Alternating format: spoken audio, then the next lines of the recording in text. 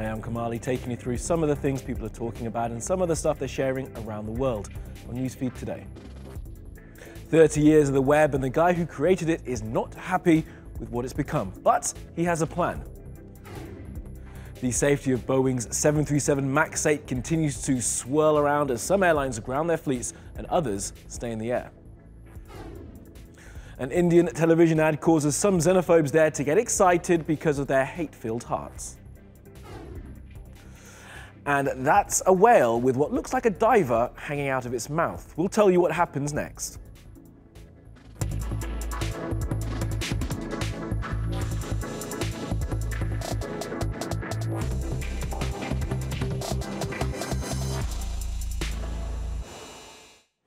And top of our newsfeed, WWW. What began as a neat idea by a young scientist to allow him to share information with his peers has evolved, morphed, metastasized into something that has changed the world. Some of that change has been good. I mean, this show wouldn't exist without it. But some of that change has been profoundly bad.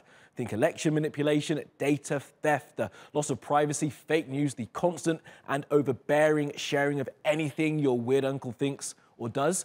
But this is our world, so get used to it. Happy 30th birthday to the World Wide Web. Here's Adama.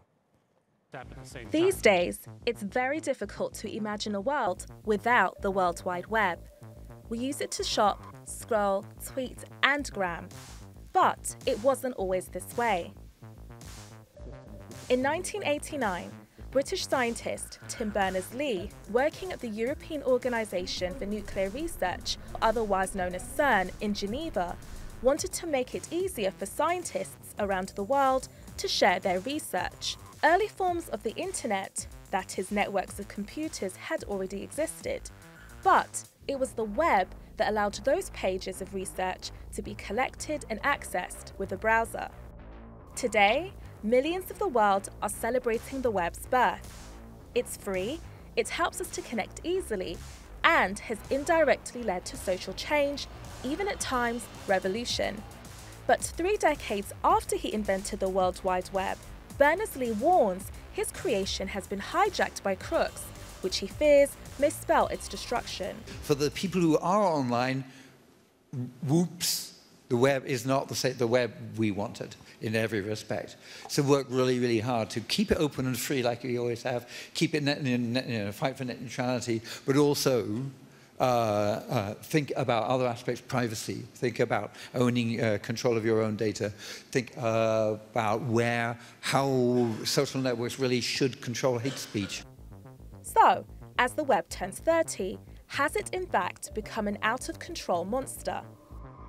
Whilst CERN maintained intellectual property rights, opening web software to the public in the 90s meant any person or business could claim it as its own and control its development. Some argue an unintended result of this has led to the rise of threats like cybercrime, fake news, and personal data theft.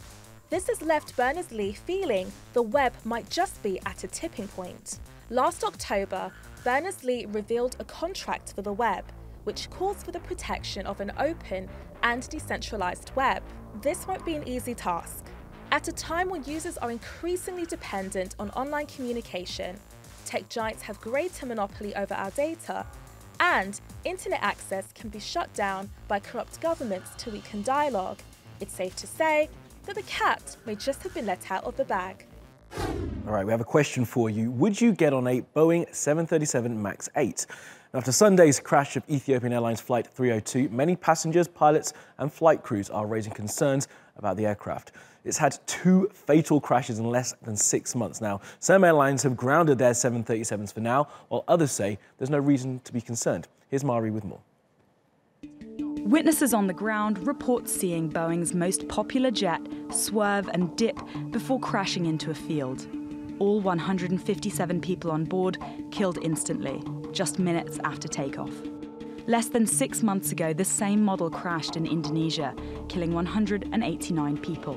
Several airlines have temporarily grounded their fleets of 737 MAX 8s, taking about 150 planes out of the sky.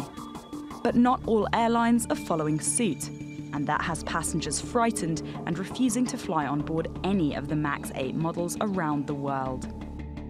I refuse to fly on that.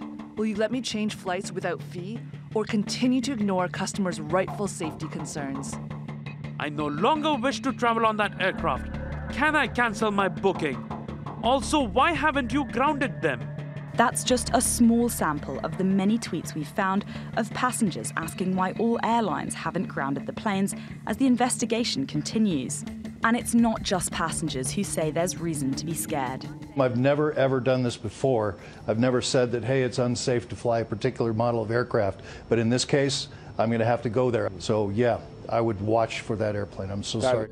But the FAA, Boeing, and several other airlines say they're confident their planes are safe to fly. Airlines still flying the MAX 8s say passengers can cancel their flights, but they won't be rebooked on other planes. But as so many people fear for the chance they're taking by getting on board, are airlines doing enough to protect customer rights? All right, well, to India now, and an advert for an innocuous household staple has caused xenophobes on the internet there to work themselves into a lather. Nia Punya explains. It's tough to imagine a controversy surrounding a detergent advertisement, but that's essentially exactly what's happened in India. Surf Excel, a very popular washing powder, has run into trouble with members of right-wing communities here in India for showing an ad that promotes communal harmony on the occasion of the Hindu festival of Holi.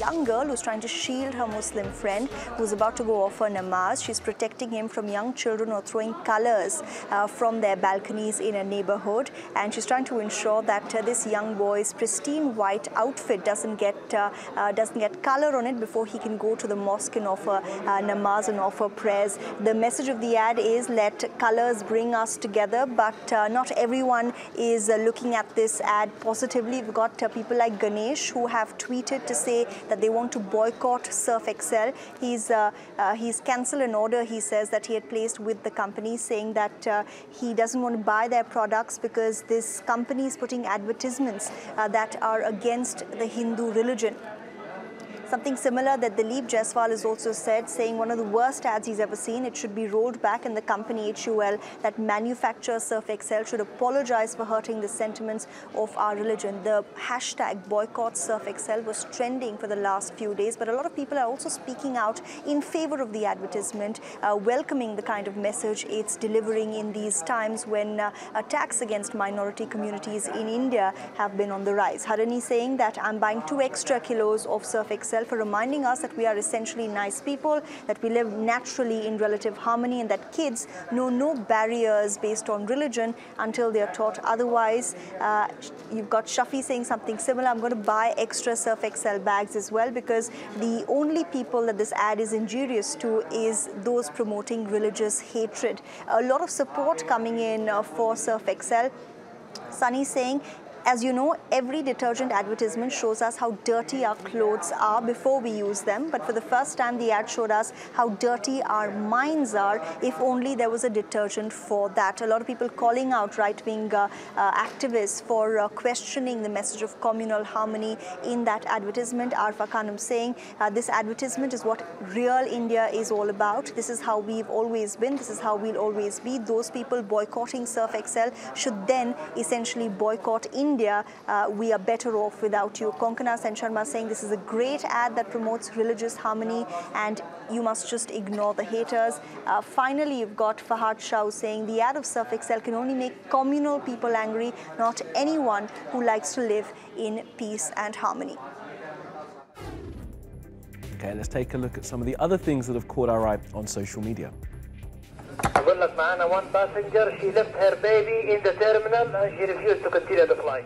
Oh dear, this video is going viral. It's a conversation between a pilot and an air traffic controller. A woman left her baby at the gate. Apparently, the pilot was requesting to turn his plane back so they could pick up the extra passenger. They were due to be flying from Jeddah in Saudi Arabia to Kuala Lumpur in Malaysia. Now, this video from London shows a very close call for a guy walking down a street. There he is, minding his own business when the top floor of a business tries to ruin his day and maybe his life. He was not hurt, thankfully. Gives a new meaning to the term hitting the bricks. Two stories now of couples having beef in public and allowing the internet to get the popcorn. First, this from the New York Times. A reader commented on a story about Facebook saying in a very long-winded way he doesn't much like the platform and kind of disses those who do like it. Then his wife jumps on the comments, who does like Facebook, and called her hubby high and mighty, which apparently means she won that fight. Then the New York Times published it all and said the couple are their new favorites. And then this, an 81-year-old man who has clearly not got less petty with age put a new photo of his new wife on the side of a building he owns. He'd been married for 50 years but broke up in 2016. Now, the couple's fortune of $2 billion was split equally between them. His ex-wife hasn't wasted any of hers putting a picture of her new beau on a building. She also got the couple's condo in the plaza, so she wins.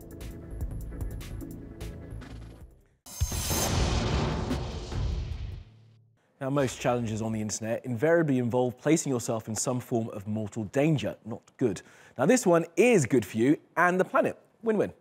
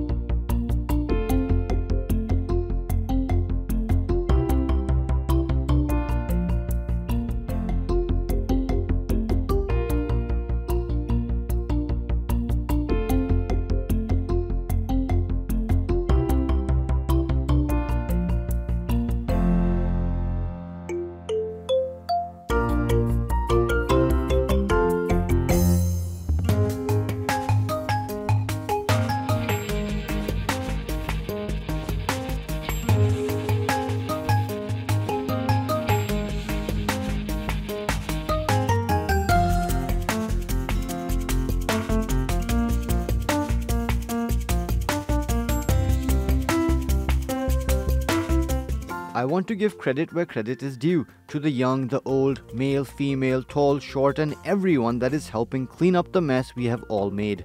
Finally, a challenge I can relate to. Although I am not a bored teen, I do care about the environment. So this is what my wife and I do every weekend in the Netherlands. And yes, the left photo is before and not after.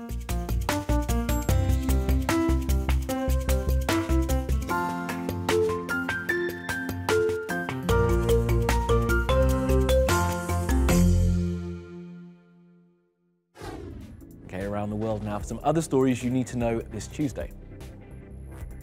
The Guardian newspaper in the UK has published the research of a Dutch internet expert who claims to have found a disturbing classification on an open database in China. The database apparently lists people by age, gender, education, and marital status. It then has a classification called Breed Ready. The paper reports that this could be a poor translation of a Chinese term to describe if a woman has children or if she is of childbearing age. The classification was removed from the site after the researchers' findings gained some traction. Martin Shrekley, a man who bought a drug company, then raised the price of a life-saving drug 5,000 times, is accused of running his business from jail. He's in there for fraud.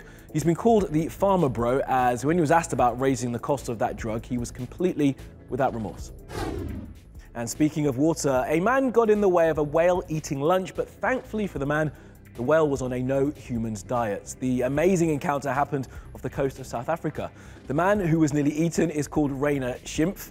Maybe the whale thought his name was Rainer Shrimp.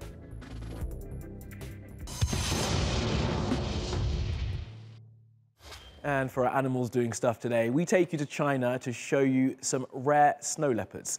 They were filmed by camera traps in Jiangxing. The footage shows a female and her two cubs. Now, snow leopards are listed as a vulnerable species. There are thought to be 10,000 of them left in the wild, but that number is expected to decline rapidly in the decades to come.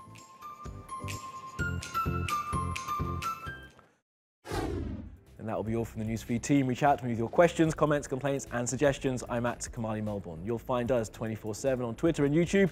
And why not follow me on Instagram? Follow, subscribe, and add. See you again very soon.